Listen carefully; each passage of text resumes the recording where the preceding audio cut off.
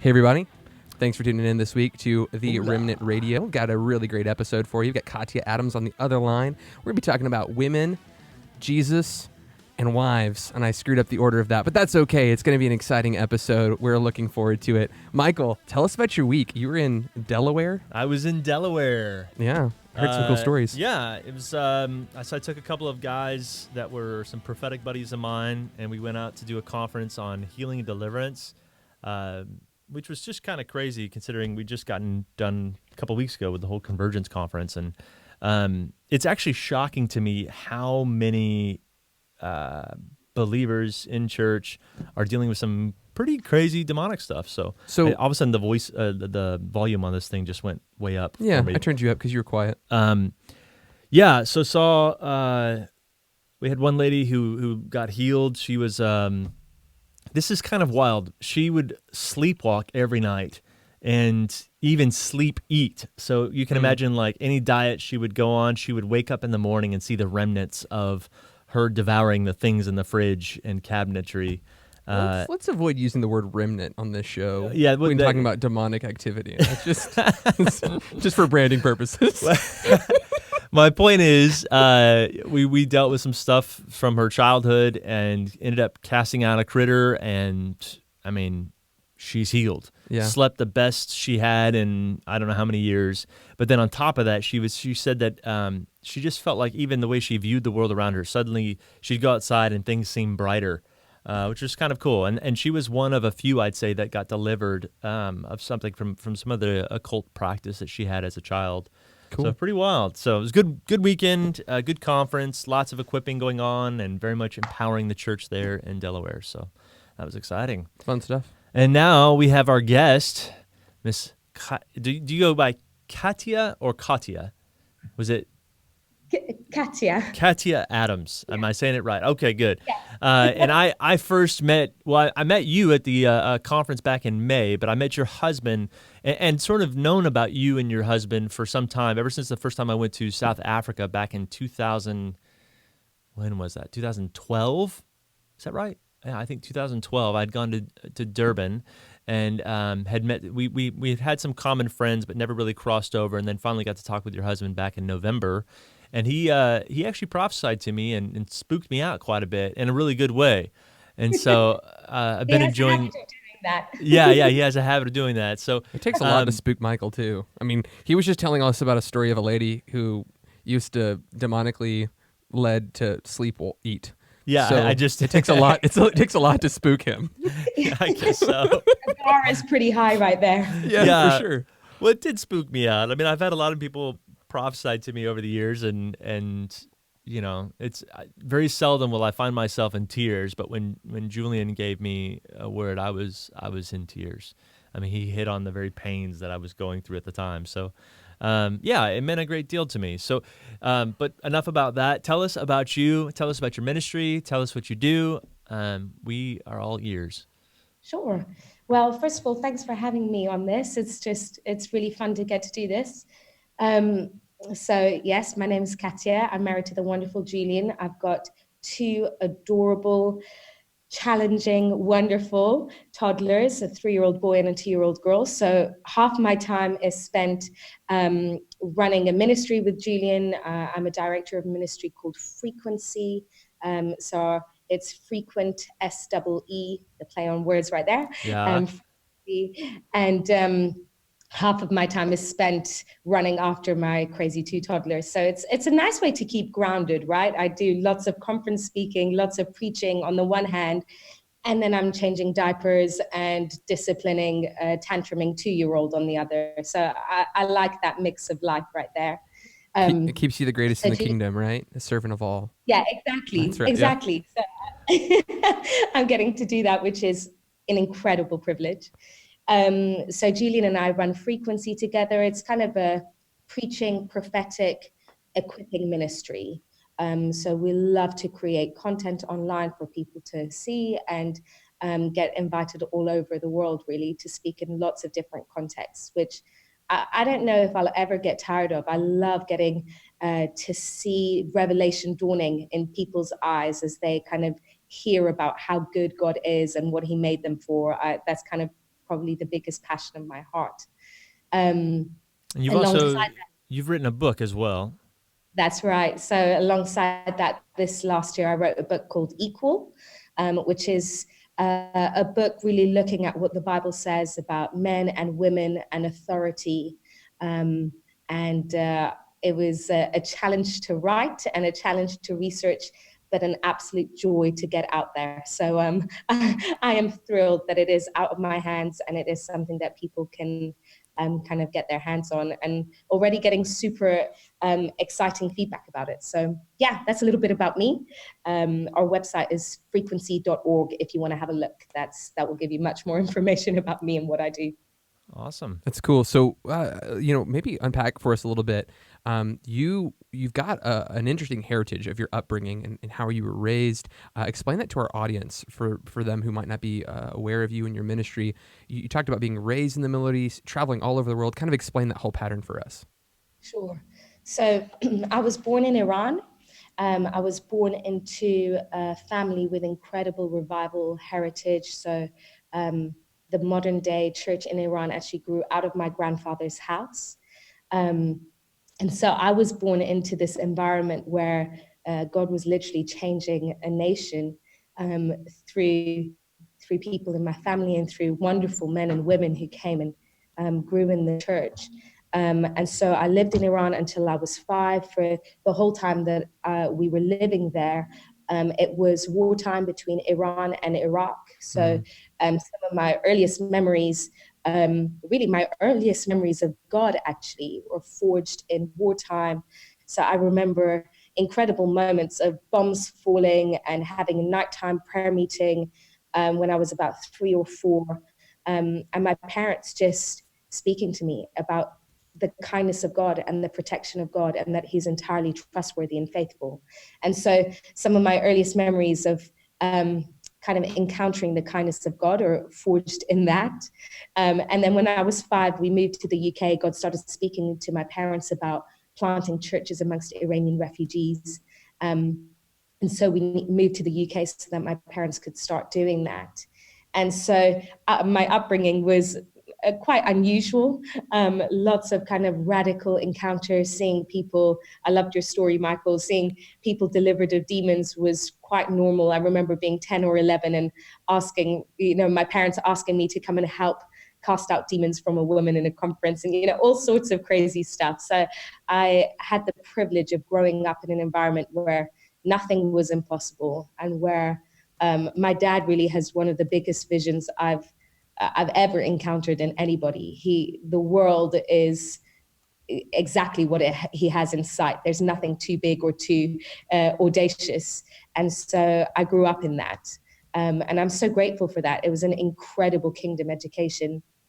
And right from early on, I felt God speaking to me about a call to vocational ministry, a call to serving the church, lots of prophetic words about preaching and teaching the word and what that would look like, and traveling to different nations. And really, it's amazing now with all that I do to see how God spoke about those things when I was 7 or 8. Not that I, at that point, had any concept of what that would look like, but now I can look back and think, wow, yeah, he told me all of these things that I'm involved with now. But my route into ministry was a little bit unusual.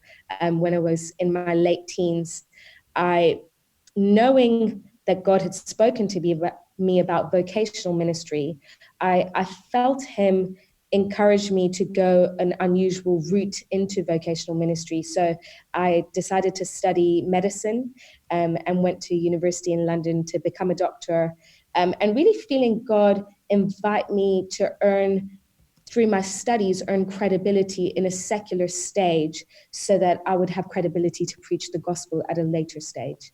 And so that's what I did. I studied medicine, became a doctor, practiced medicine for 6 years, and then felt God say to me, okay, now it's time to go into ministry. And so a little bit of an unusual background there on all fronts, but It's pretty cool. That's how I've come to be where I am today. Lived with Julian, my husband, in South Africa for 4 years. And now we've just recently moved to the States. So yes, I've lived on 4 different continents in my life so far. It's very exciting. Well, as we said before the pre-show, I've been to Arkansas, so that's pretty cool. Um, I've done a little bit more traveling than that, but I just thought it was funny. Um, so we're talking today about Jesus, women, and wives, and how that kind of connection. We're talking about really a meta narrative of Scripture. There Hmm. are a lot of different ways that we can approach a theological text to come to certain conclusions. And as we're talking about egalitarianism today, these equal roles that all people can operate in as the egalitarian view. Maybe we should do that. What would you define egalitarian as before I start labeling theological terms and applying them to you? Yeah. It's a good question, and I think actually one that would probably come up with lots of different answers. For me, when we're talking about egalitarian theology, that is where we believe that men and women were not only created equal in value, which I think most people agree with, Hmm. but that they were created equal in authority and have been given equal opportunity to exercise their gifts and their authority.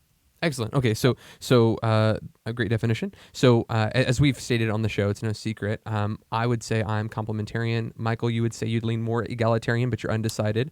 I would say Yeah, I that probably get more and more undecided as things have gone by. the more episodes we have, Yeah. and I'm definitely in a posture of learning. I'm not like, hey, I'm a complementarian, and that's all that there is to say about it. I still want to learn and expose myself to as many great thinkers like yourself to come on the show and kind of educate us on the positions of egalitarianism, because I'm not well versed on both sides for certain.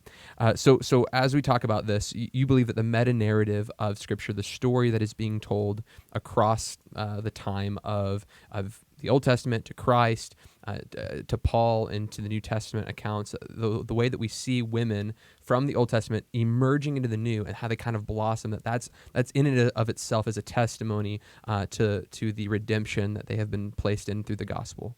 So give us That's kind of an right. understanding of how of that kind of worldview. Yeah, that's right. I think when you look at scripture, there's this trajectory right from the beginning that is snowballing, if you like, getting increasingly seeing men and women come alongside each other, seeing women increasingly free and increasingly treated as equal in the people of God. Um, uh, you know, it's interesting. You start with Genesis, and there's, I would argue, a very clear picture of equality rather than hierarchy in Genesis. Um, I love the story where we see that Adam is invited to name the animals, and often that is equated to God giving Adam unique authority in the Garden of Eden, which is actually something that the text never says at all. What the text does say, which is really interesting and eye-opening, is that it says at the end of Adam's naming mission, it kind of gives us a hint as to God's intention in the mission, which is, but for Adam, no helper was found. Mm-hmm. And so it actually gives us this understanding that Adam actually was invited into that mission, not simply to name the animals, but actually because God was inviting him to look at creation and come to a conclusion, which obviously God knew from right before the naming of the animals, but to come to a conclusion that there was nothing in creation that was his counterpart, that was his perfect fit. If you like, it's a beautiful story of exposing to Adam his need for community. That's right. And then God creates Eve. And there's this beautiful moment where God creates Eve, and Adam says, "This at last is flesh of my flesh." You know, you can imagine he's gone through all of the animals, naming them, and all of it has been, is this my helper? No, this doesn't fit, this doesn't fit, this doesn't fit. And then the creative story is so beautiful because for the first time in creation, rather than creating a living being from the ground, from the dust, which is what God has done all along, he creates Eve from the substance of Adam. He takes of the substance of Adam so that he creates Eve an exact perfect counterpart, an equal counterpart for him. And Adam recognizes it straight away.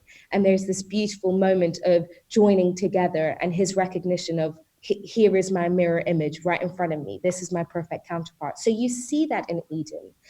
But then, of course, there's the fall, there's brokenness, there's division between the man and the woman, there's blaming of one another, all of that. There's power play that we see in the judgment where, her desire will be for him, which is actually a word about usurping or overpowering him. He will rule over her. All of a sudden, you see hierarchy enter into quite abruptly into something that was so beautiful. But from that point, it's interesting that you see with scripture, there's this, in the Old Testament, it's slow. It's definitely patriarchy. I don't think anyone is arguing against that. But it's interesting that the patriarchy that you see in the Old Testament in comparison to other faiths, other religions at the time, it's interesting that women were still treated better in Judaism than they would have been treated if they were of other religions. Absolutely. And so there's actually positive trajectory from other cultures to Judaism. And then as you see going through the Old Testament into the New, from Old to New Covenant, there's a massive trajectory change where suddenly momentum is building and women are coming into a very different experience of what it looks like to relate to God and to relate to the people of God. And where you've had a few exceptions to the rule in the Old Testament. No doubt you've had incredible women in the Old Testament. You've got this judge, Deborah, and you've got Huldah, and you've got Miriam. You've got these incredible women, but they are fewer than the men. There's no doubt about that in the Old Testament. And you've got the priesthood being reserved for men. Suddenly it changes when Jesus appears. First of all, Jesus treats women completely differently to how the Jews of his day would be treating women.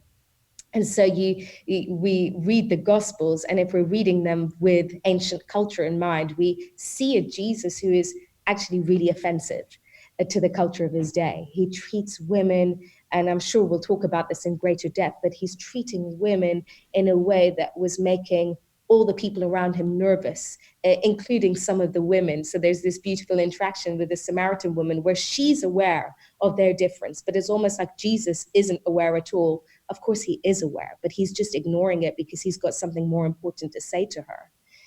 And so you see Jesus change the norm of what it looks like for women to encounter God, engage with God, and be part of the people of God.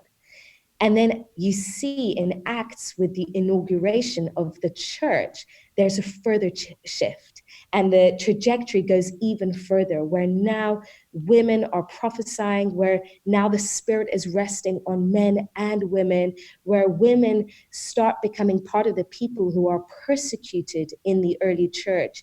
And that's really, really important to note, because people who are persecuted are recognized as from outsiders as people who are integral in the community. It's interesting, where Jesus is crucified, the women are left alone pretty much. Women can come and go as they please at the crucifixion. Women can come and go at the tomb. There's no fear because the women aren't recognized to be part of the community in as influential or leadership manner as the men are. But the men are scared and are scattered. But when you look at when you look at the church, and when you look at what happens in the early church, persecution comes across the board, and history tells us this, that men and women were persecuted because suddenly from outsiders they recognize, wait, these women aren't just ineffective, just wives. They're not the plus one. Mm-hmm. They are part of this movement in as influential a way. And so they became targets of persecution.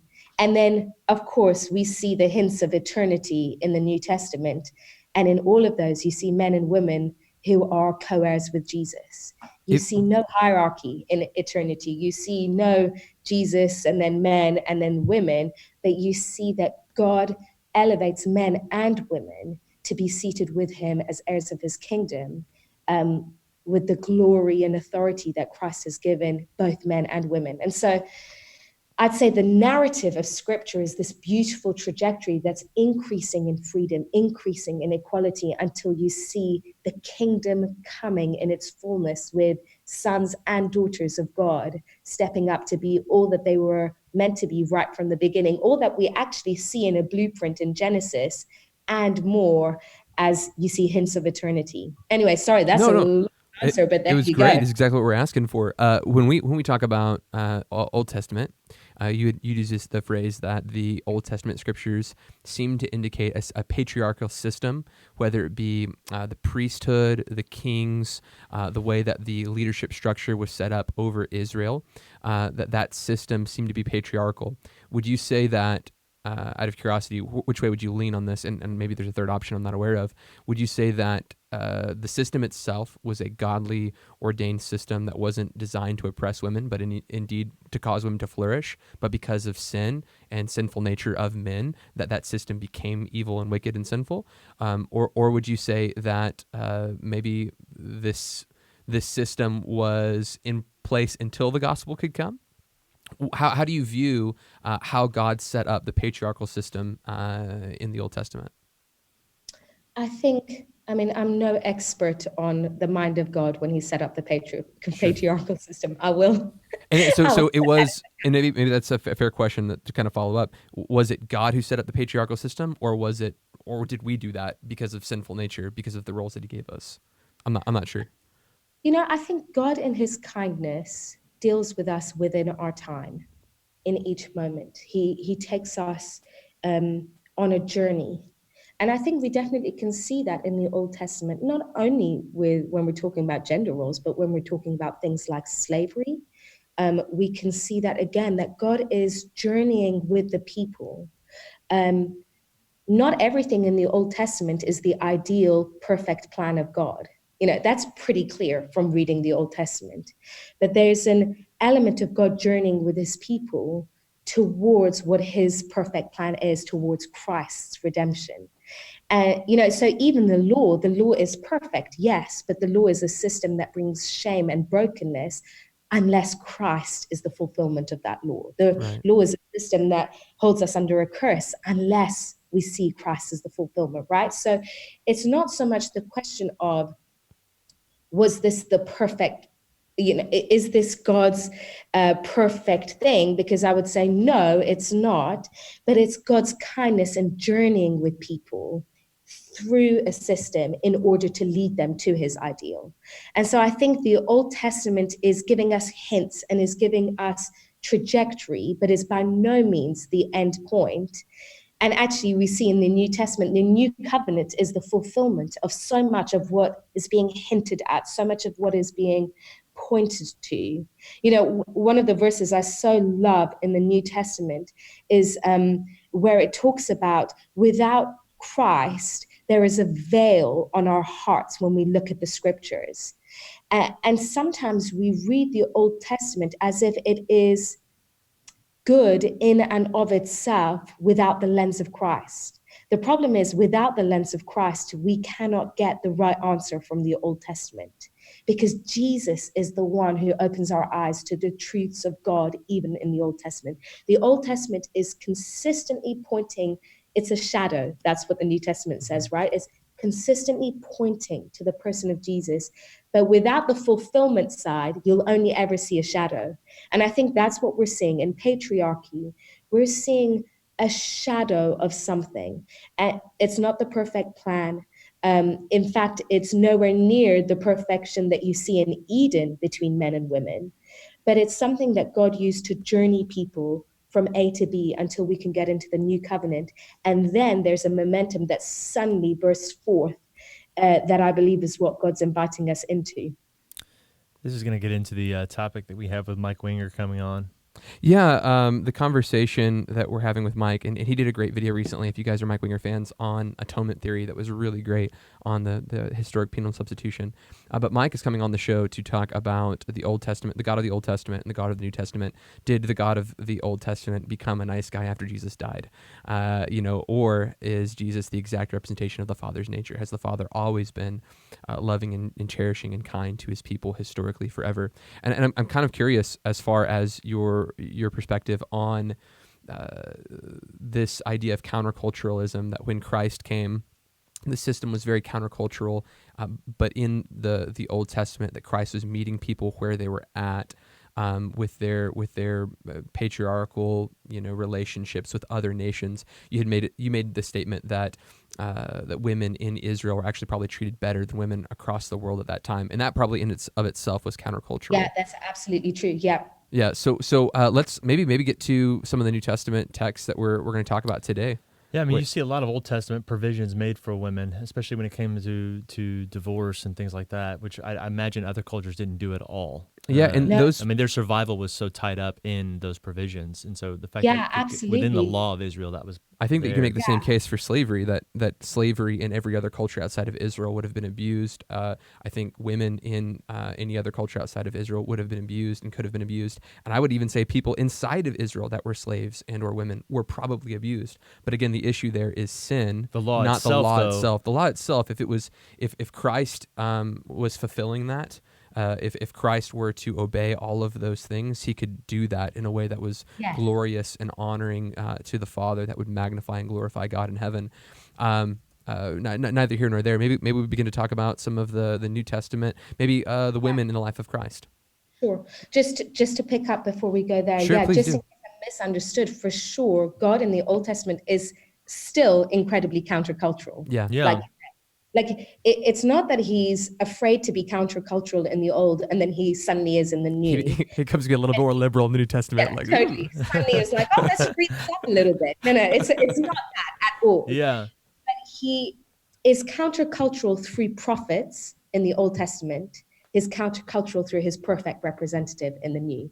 And there's a difference in how much you can journey with people in the two. Now, I'm externally processing here, right? So, this is, this is how I would see it. I'm not claiming that this is 100% the academically perfect response. Sure. But the reality is that God is countercultural in both Old and New Testaments. But the beauty is when Jesus, the exact representative of God, comes on the scene, he's able to flesh and blood walk out some of that counterculturalism with the people around him.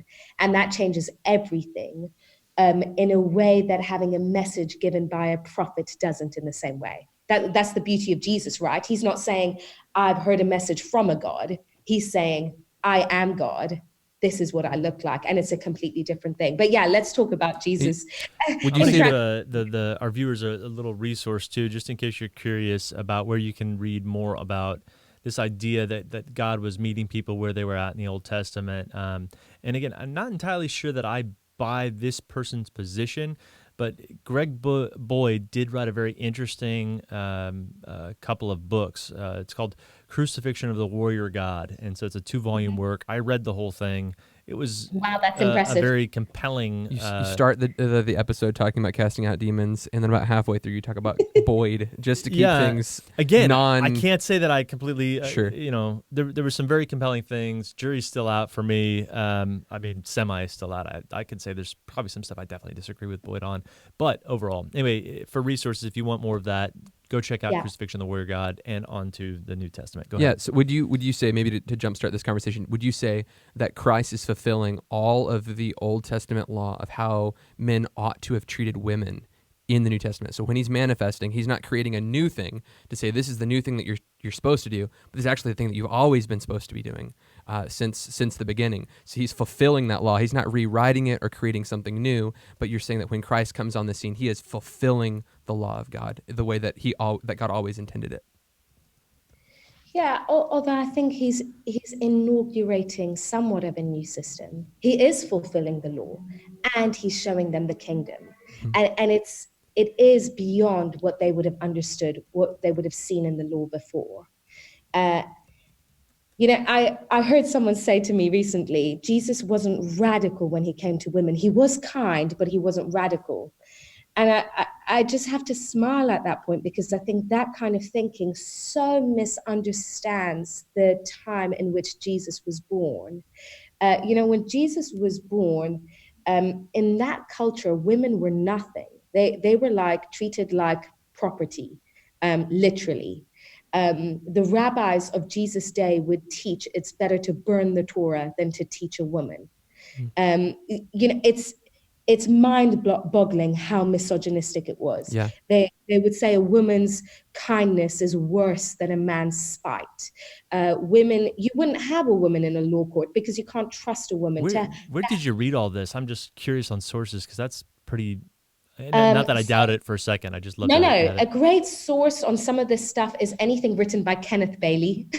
Okay. He's one of the foremost scholars on Middle Eastern culture, in Jesus, ancient Middle Eastern culture, and some of this stuff you can find in his books, particularly Jesus Through Middle Eastern Eyes, is a great book to help you understand some of the cultural realities of Jesus' day. And we would just to defend again Old Testament scriptures here. We are not using this to say this is the way that God sanctioned Old Testament. This is sinful men who have not submitted themselves to God's word, that don't have the revelation of Christ. Indeed, men who lived during the age of Christ who would refuse to receive Christ, that they had hardened their heart to the perfect law of God. Exactly. Yeah. 100%. There's nowhere in the Old Testament that, so reviled women in the way that by the time Jesus was born, Judaism had become misogynistic to an extreme that was not God's ordination, even under patriarchal law. And so Jesus comes into this system. You wouldn't talk to women in public, even if they were part of your family. Wow. You definitely wouldn't ask for a woman's help, which makes it, this story with Jesus and the Samaritan woman, there's so many nuances in that story that broke every boundary line in Praise his day. God. Yeah. I didn't So know this.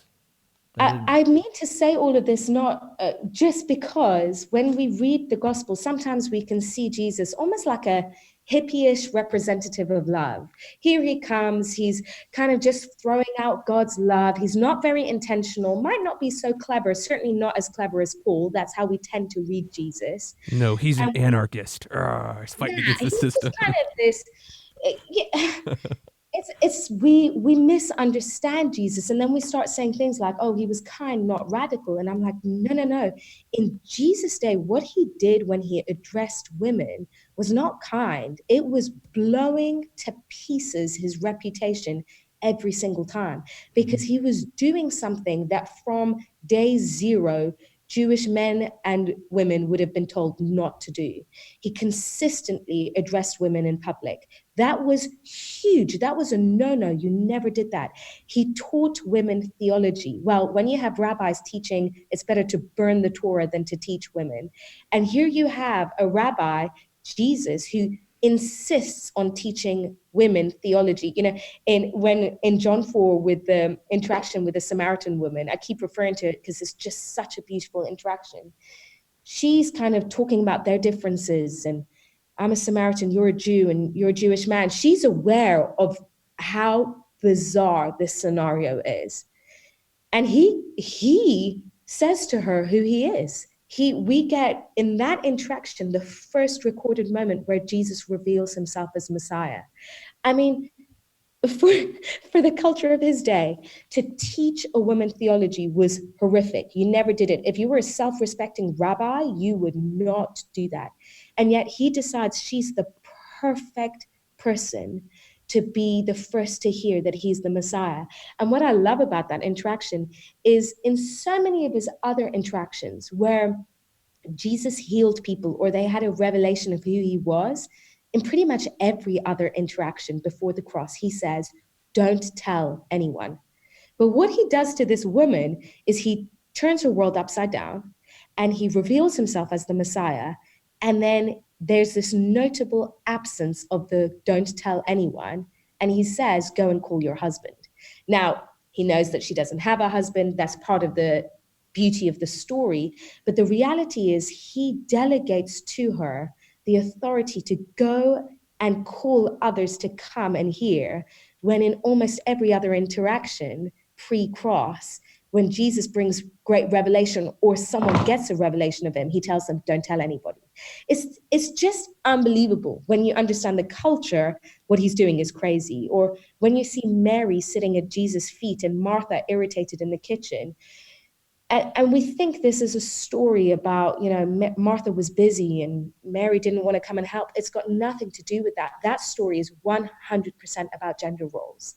Martha understands what women were meant to do in her day. And to sit at the feet of Jesus, which isn't about proximity to Jesus, it's about a position of discipleship. You see that in Acts That is 22. absolutely, yeah. Yeah, that's we would agree with that. I think Keener came on the show and talked about that. We're all on board. Yeah. Right. Okay. So Yeah. you see that Mary is breaking the norms. She's like, hey, can I be a disciple? And Jesus is saying, sure, you go ahead. And even her sister is like, this is not okay. She gives Jesus an out, like, tell Mary to come back to where she should be. And Jesus is not having any of it. Or, he teaches on divorce. They ask him on divorce, and the question in and of itself has a presupposed sexism, which is, what do we do as men when we want to divorce our wives? Because divorce was one way. Men divorced their wives. No wife ever divorced their husband. That's not how it worked, because women were nothing. They didn't have the authority to divorce. Which brings more light to the woman of the well story, because the woman of the well was a Samaritan underneath the Jewish law. In a sense, she was divorced 5 times by other men. Exactly. She was left on the doorstep. Exactly. She didn't leave them. And so these Pharisees come and ask Jesus this question about divorce. What I love about his answer, not going into the technicalities of divorce at all, what I love about it, though, is that he answers the question and introduces gender equality. He didn't need to do that. It's completely irrelevant to the question in so many ways. But he suddenly says, if a husband divorces his wife for reasons of unfaithfulness, blah, blah, blah, blah, blah, and if a wife divorces her husband, it's like, wait, what are you saying? Why are you suddenly talking about men and women as if they stand equally alongside each other? And I mean, I could go on and on. It's one of my favorite topics, how Jesus blows apart every norm of his day. I'm curious. I've got a question on this one too. Go ahead, you first. Well, I get the next one. Obviously, they have, when you see the multitude of problems the Pharisees and other Jews had with Jesus at that time, you do see him pointing out, doing stuff on the Sabbath. You see the fact that he hangs out with prostitutes and sinners. Why do you not see as much, and maybe I'm wrong about this, maybe I just don't see it or have overlooked it, but I mean, why do you not see more about his progressive nature when it comes to women? Why maybe that's just the small thing on the item of things the Pharisees, picked at, but I would imagine... I think I would disagree that you don't see it. Okay, good. That's what I'm curious of. I mean, I think, you've got one story. Well, how many stories can we count up about the Sabbath? Let's say healing on the Sabbath. You've probably got, I haven't counted it off the top of my head, maybe 5 to 10 stories about breaking Sabbath tradition. You've definitely got that many accounts about breaking traditions when it comes to women. We don't see it because I think we've so sanitized our understanding of what Jesus was doing when he came across women. We consistently smile and patronize it as kind when we don't realize that what he was doing was destroying his reputation again and again to elevate women to equal standing. You've got the woman who touched to the fringe of his garment, right? Yeah. That was a big deal. Jesus, the woman that's sitting at his feet, and he says they don't know what kind of woman touches him. I think my thing is you don't see the Pharisees coming down, like a lot of that kind of commentary. I mean, again, maybe I'm wrong about it, but when they listed a complaint against Jesus, it wasn't that he wasn't teaching a lot of the stories woman. that she's even telling, Jesus seems to go to them in private. He seems to be going to them in someone's home. He seems to be with them when he's at the well with her alone. He's breaking a lot of these social norms off site. And this is kind of my curious question, maybe tied into this. You had mentioned that all of the people he had told, don't tell them about the gospel they're about to preach. I'm curious, is because when he was in Capernaum, these crowds were thronging around him, right? He couldn't tell people because the larger the ministry got, the more people would get around him, and he couldn't actually preach because everybody wanted him to heal in the sick and all that stuff. Is it possible that when he was in Samaria and he didn't have a following there because he was a Jewish man, that's why he communicated to her to go and tell? It was because, I mean, they were supposed to be just passing through Samaria. I think they stayed there like 2 or 3 days, right? I don't remember, but... Yeah, I think that's possible, although sometimes his answer is because my hour has not yet come. So even, Peter gets a revelation of Jesus being the Son of God, this has been taught to you, not by flesh and blood. This has been revealed to you, but it's actually not. This is not a moment. I can't quote it exactly. No. Yeah. He doesn't. Basically, there's not an invitation to Peter. This is the moment to say this thing because his hour hasn't come. But actually, with this woman, there is this. I kind of say in my book, I talk about it, before Jesus sends out the 12 or the 72, he sends out a Samaritan. Mm-hmm. And there's this thing of giving to her revelation. Here's the deal. Jesus was neither stupid nor careless. For sure. So when we start looking at his interactions, and everyone online said amen in the comment section. Why did he do this? Mm-hmm. Right? It's got to be beyond, I just felt like it in this moment, or I wasn't thinking through all the ramifications, which is sometimes how we treat Jesus. Sometimes we go, no, wait, we've got to read this through the lens of the Apostle Paul, because we might understand something from Jesus' life, which maybe he didn't realize we'd understand. It's like, no, we're not understanding at all, because Jesus is God and he was incredibly meticulous in the things that he was doing, in the conversations that he was having and the invitations that he was giving to people. So, where Jesus says to Mary, he's risen from the dead, the pinnacle moment of Jesus' ministry, he has proven himself to be right to everybody. This is huge. Who does he decide is the perfect person to reveal himself to? Now, this is no accident, because it's not like Mary just happens to find him first and realize who That's right. he is. Yeah. He doesn't know who he is. He could think to himself, no, this isn't appropriate. You don't have equal authority. Your word won't count in law, which is 100% true. If you were thinking strategically as God, you probably wouldn't say, let's entrust this moment to a woman, because no one will believe her. Culturally, no one will believe her. She'll never be able to testify to this in any reliable way.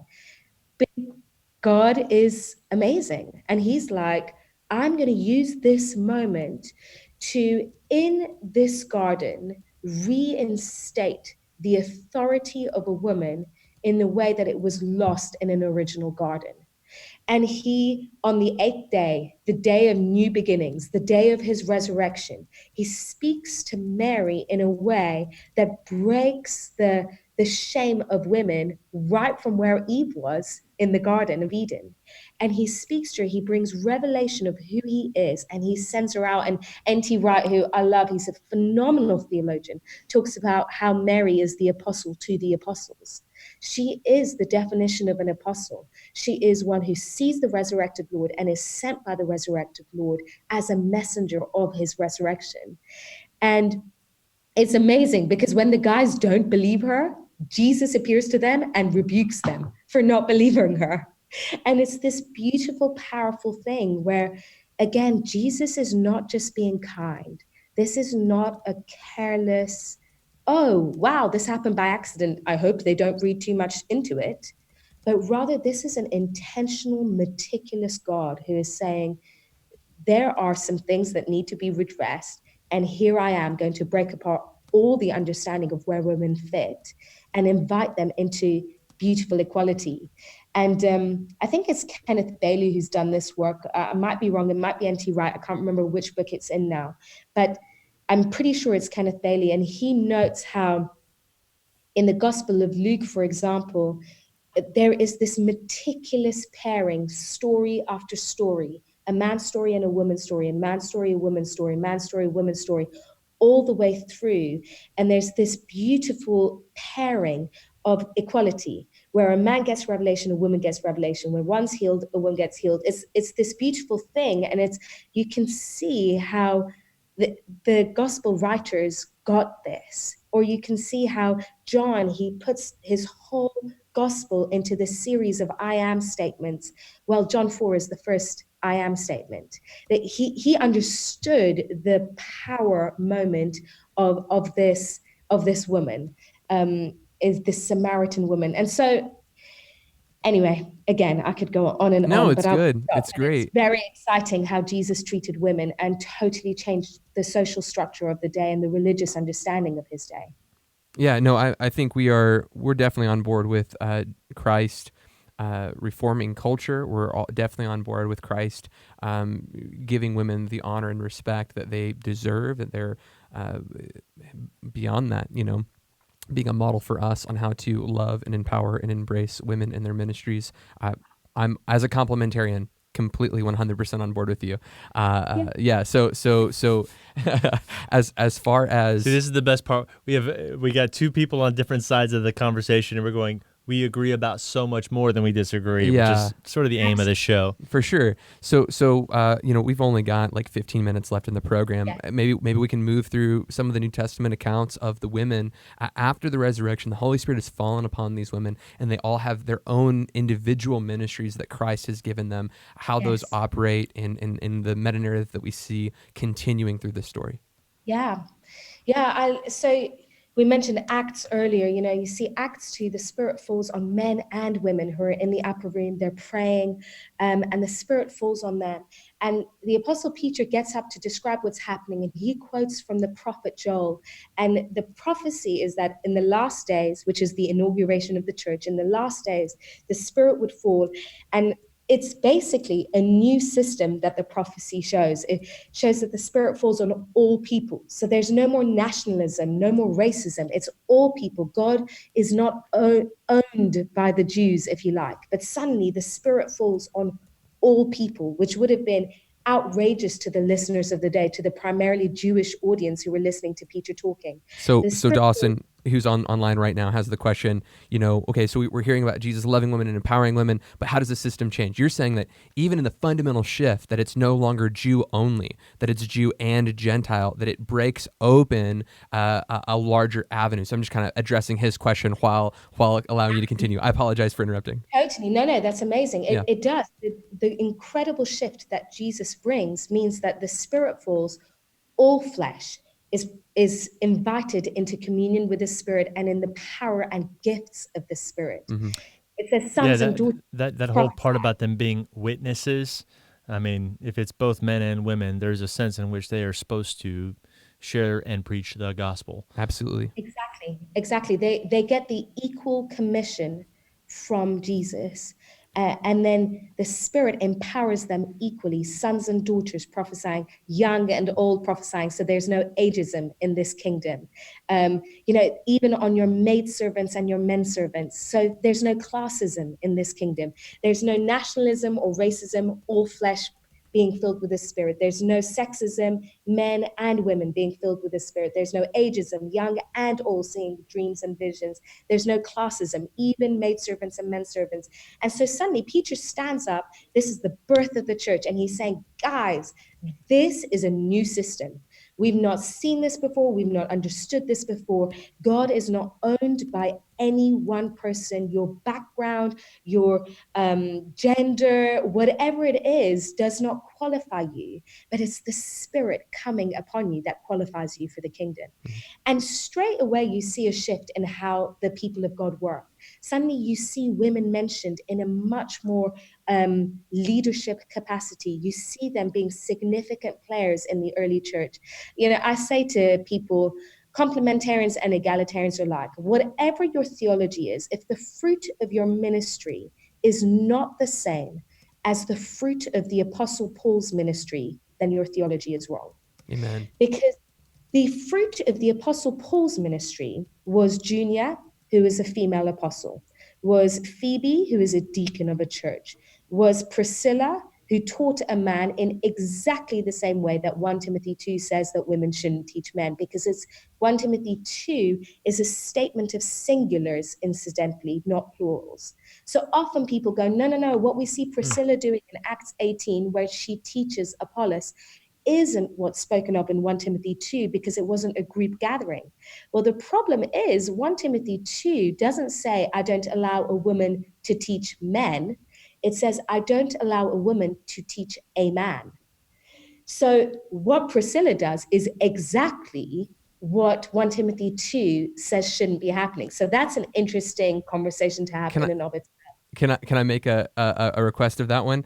So Sure. as we've had a conversation with Jeff Jenkins on this, the former passage at the beginning of 1 Timothy chapter 2, he says that I wish that men in every place would lift up holy hands, and he says likewise that the women. So the context that he's speaking of does seem to be the context of the church when speaking of Sure. the liturgy of the church. So continue. Sure. Yeah. No, absolutely. And I wouldn't deny that. But the early church was groups of clusters of house churches. Yeah. So when Priscilla and Aquila, and it's interesting in Acts 18, Priscilla is named first in the teaching. So she was no bystander, right? She Without a was, doubt. first mentioned. We love that one, which I actually don't think is that important. But anyway, if we like it, Priscilla is pretty key. They take Apollos into their home and they teach him. That's exactly what early church meetings would be like. We try to make it sound like, no, unless it was in a church building with 500 people there, that's just not what the early church was like. It was clusters of home churches, which would be akin to what our home groups look like, to small groups in our houses. And so whether we like it or not, a couple teaching a man who is a key figure in a church in their home is exactly what the early church looked like. And part of the reason Paul would say, I want men in all places to lift up holy hands is because it was a scattered community in lots of different little churches. This wasn't one central 1,000-strong seater. This was lots of house churches. But so you've got the fruit of Paul's ministry being Junia, Phoebe, countless women actually named in Romans 16. I'm just giving the ones that I can remember off the top of my head. So this is where my question kind of really comes to the fore, is that whatever we say on paper our theology is, the fruit of it must look like women alongside men being raised up as apostles, as teachers, as deacons. We talk about there are no named women elders in the New Testament. Absolutely right. There are also no named male elders in the New Testament. So that isn't an argument for saying there were no women elders, because we actually don't have any male elders named either. Doesn't Peter call himself an elder in the book of 1 Peter? He says, I, an elder of the church. Yeah, but the in terms of the wording there, it can easily be, let's actually have a look at it. Sure. But scholars would agree on this one, that no man is named as an elder. And the wording there can easily be an older person in the church rather than the office of an elder or the position of an elder in a church. Have you got it up? Because I'm using I'm pulling it. Sorry. Oh, sorry. I should have pulled this up. The guy with the computer should have been doing it. Yeah, sorry. Everyone look at the camera of shame. We'll just stare at Michael until he pulls it up. I can't. I'm frozen by fear now and shame. Oh, man. Sorry, go ahead if you have it. Anyone, whoever gets to it first, we'll all just hold up. Just gonna We're let here. y'all do it. I was the moron who brought it up. I should be able to find it. If you bring it up, there's got to be a rule that you've got to find it. Sorry, I'm looking. Are you thinking of Paul's letters? I said Paul, but I meant Peter. If I said Paul, I meant Peter when Peter calls himself. I think you did say Peter. Sorry. Yeah.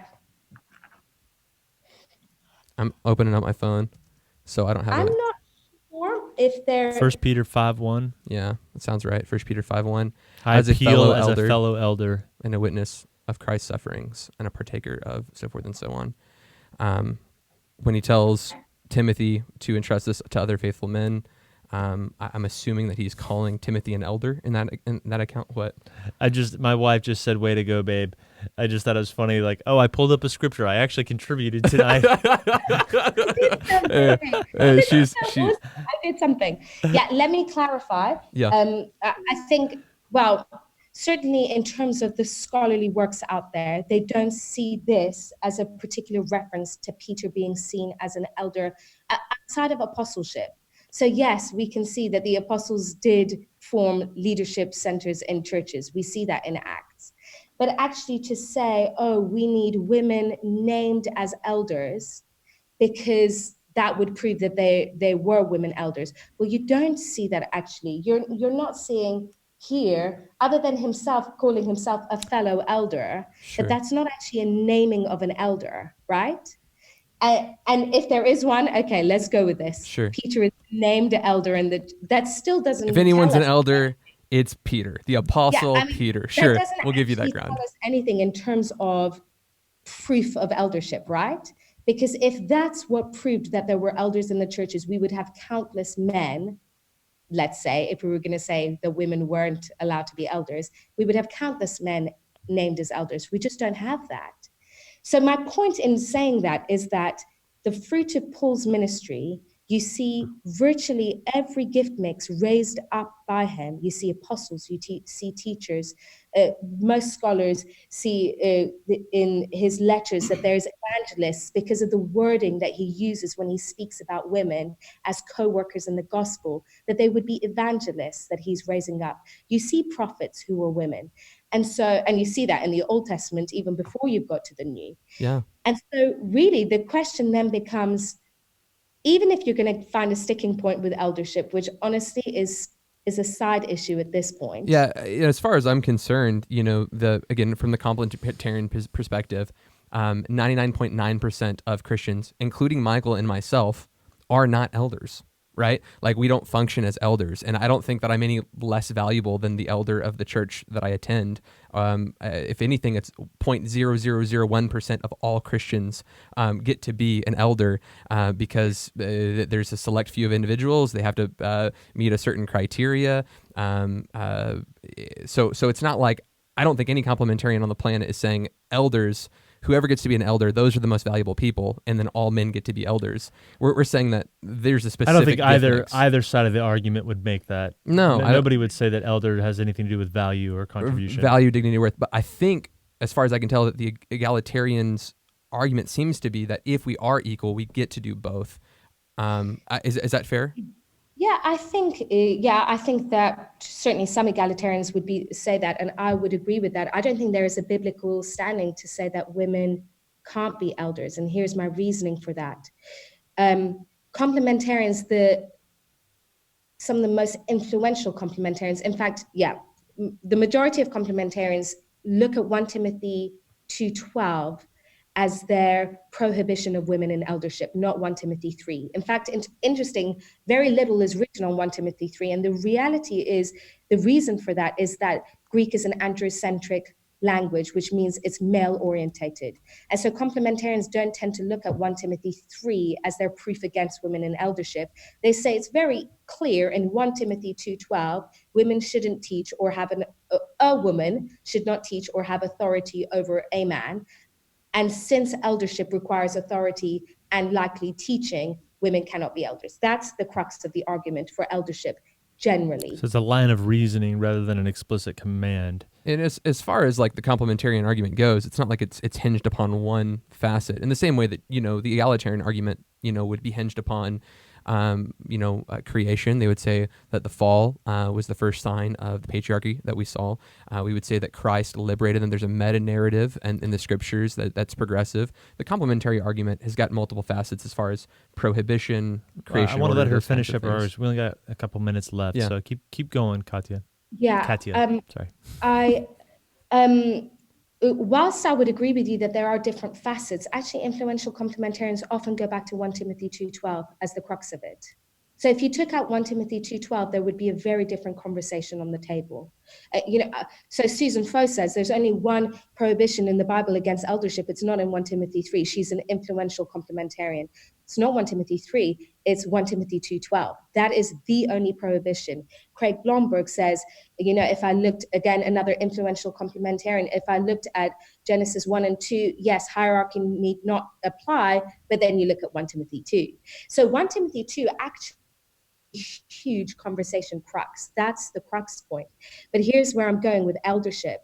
The problem, as we've already seen with people like Junior and Priscilla, is that you already have examples in the New Testament of women teaching in exact violation of 1 Timothy 2:12. If you're not going to ignore those people, and if we're not somehow going to explain that Priscilla and Junior and all the rest were in violation, even though Paul honors them, so presumably they weren't violating something. Absolutely, yeah. Then we've got to go back to, then 1 Timothy 2:12 somehow isn't a universal prohibition. And if it's not a universal prohibition on teaching, then it shouldn't be a universal prohibition on eldership. And I think that's probably where where I come to. Yeah, the complementarian and the egalitarian, that's where they differ. Is they go, the complementarian says, well, then Junia and Priscilla, maybe Junia is not who we think Junia is, and maybe Priscilla is not doing what we think Priscilla is doing. Whereas the egalitarian goes, this text in 1 Timothy chapter 3 verse 12 is something. So both are looking at it saying, they're both on the something opposite side of is that. not coping right. We've got to come to understanding on that. And so they just they just lean on one side. We've or only the got other like about what they're 30 gonna seconds explain. left in the program. Cool. I Okay. apologize. Can we Well, have no. you like kind of tell us again, how do people get connected with you? I want them to read your book, to hear your arguments and take your cases and those kinds of things, so that we have time to kind of fulfill some of that. So tell us books, website, how do people support you and connect with you? Sure. So our website is frequency.org, frequentswe.org. And my book is Equal. Oh, we're in the library and the library is about to go. But my book is called Equal. Here it is. You can get it on Amazon. You can get it from our website, frequency.org. And everything that we've been talking about and more is in this book. So I really recommend it. Excellent. And how can we get your husband on the show next? Well, you're going to have to ask him very nicely. Very nicely. All right. Well, I'll just have to do that. Only if he's spooky. He's only spooky. allowed on if he's spooky. Yeah, I'm spooky. Hey guys, thanks so much for tuning in tonight. Thank you for coming on the Katia, show. it was an honor. We really enjoyed it. Thank you. Hey guys, if y'all want to tune back in next week, 8:30 p.m. Central Standard Time.